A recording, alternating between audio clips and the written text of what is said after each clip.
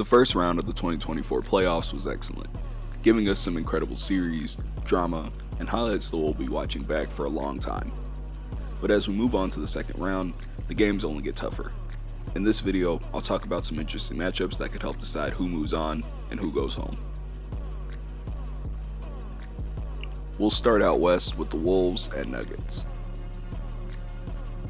One thing that I think went under the radar a bit in the Nuggets-Lakers series was just how consistently the Lakers created good offense in the paint all series long.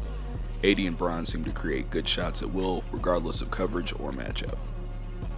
We already know the threat Anthony Edwards is for defense as a slasher, but it's not just him. The Wolves have two bigs in Karl Anthony Towns and Naz Reid, who both shoot the ball well enough to demand respect from behind the line, while also handling the ball well enough to get to the rim for easy layups. Lots of teams don't have enough in the front court to deal with these two, and the Nuggets might not be any different. Without much better planning, effort, and execution defensively from Joker and the Nuggets, they might be going home early.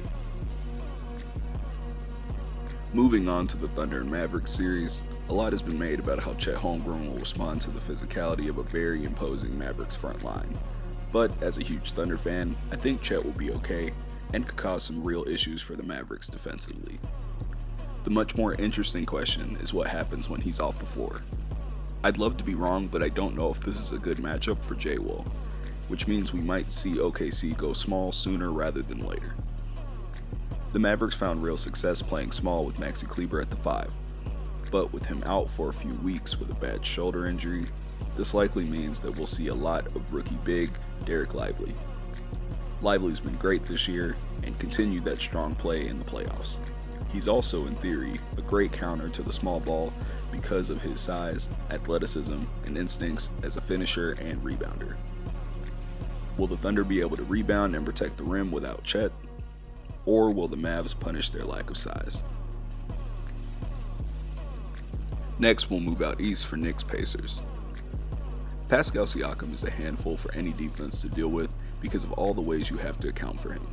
He's so strong and skilled and crafty already, and to that he adds both a relentless attacking mindset and wonderful vision as a passer. Even though he's never been the best shooter, the ones he makes feel massive because of everything else that he does well. Enter OG Anunoby, who's possibly the most versatile defensive player in the NBA right now. He's strong enough to bang with bigs inside, and quick and mobile enough to make his presence felt with guards and wings on the perimeter. Pascal impacted games despite some inefficiency down the stretch versus the Bucks, but the Pacers will need more scoring from him, especially when the games start to slow down. And to keep up with a young, explosive Pacers team, the Knicks will need an elite defensive series from OG, and for him to stay relevant in this matchup versus Pascal. Which former Raptor will swing the series? Last but not least, we have Cavs Celtics. The Cavs were able to win Game 7 in part due to some inspired defense on the Magic's star wing duo. They did a great job making life tough on both as shot makers. And their reward for this great performance? A much tougher test on the wings in Jaylen Brown and Jason Tatum. Both Celtic stars are battle tested with tons of playoff experience, which manifests into a much more polished attack than Paolo and Franz had available. Brown is great using the Celtics' elite spacing to get downhill and make life tough on defenses, while Tatum uses his size and savvy to impact games consistently as a scorer, defender, and playmaker. Okoro has been excellent this year defensively in his matchups with stars, and Strus has a bit of experience guarding both of these guys in the playoffs. But for the Cavs to have a real chance, both will have to be excellent, or this could get ugly very quickly.